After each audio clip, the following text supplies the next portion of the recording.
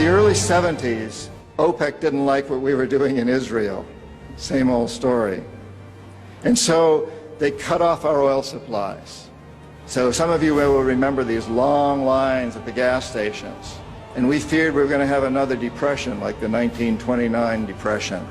And so the U.S. Treasury Department came to me and other economic hitmen and said, listen, you know, we can't allow OPEC to blackmail us anymore. You guys got to come up with a plan so this will never happen again.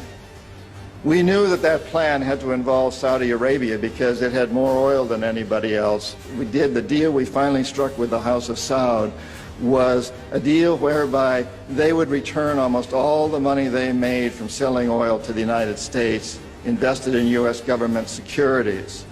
The U.S. Treasury Department would use the interest from those securities, which over the years has amounted to trillions of dollars, to hire U.S. companies to westernize Saudi Arabia, build petrochemical complexes, desalinization plants, whole cities out of the desert, McDonald's and all the other things that go along with our Western culture.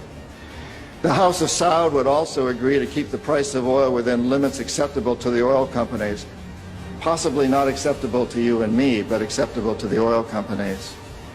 And this is very, very important. They agree that they would never, ever sell oil for anything other than U.S. dollars. It was an amazing deal, the deal of the century. It was history-making, incredibly powerful deal that we struck with Saudi Arabia. The corporatocracy looked at this as an incredible success. I had done my job. We economic hitmen did a great job with that one. So we decided that Saddam Hussein ought to accept something very similar. Now, probably a lot of you know that Saddam has been our boy for a very, very long time. You may remember Abdul Karim Qasim, who was president of Iraq in the early 60s. Qasim came up with a unique concept. He said, Iraqi oil ought to go to benefit the Iraqi people. How novel is that?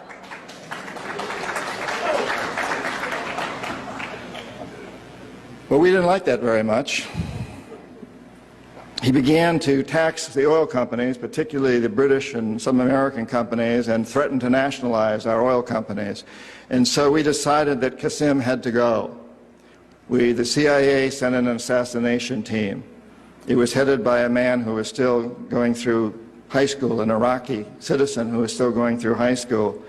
They riddled Qasim's car with bullets on the streets of Baghdad and missed him. The head of this assassination team was wounded and fled to Syria. His name was Saddam Hussein. He was a CIA agent in those days, an assassin for us. He failed. He was our boy. He was our man. And so, and we sold him and gave him a lot of tanks. We built him Bechtel, built him big chemical. I ought to know, my father-in-law was chief architect at Bechtel.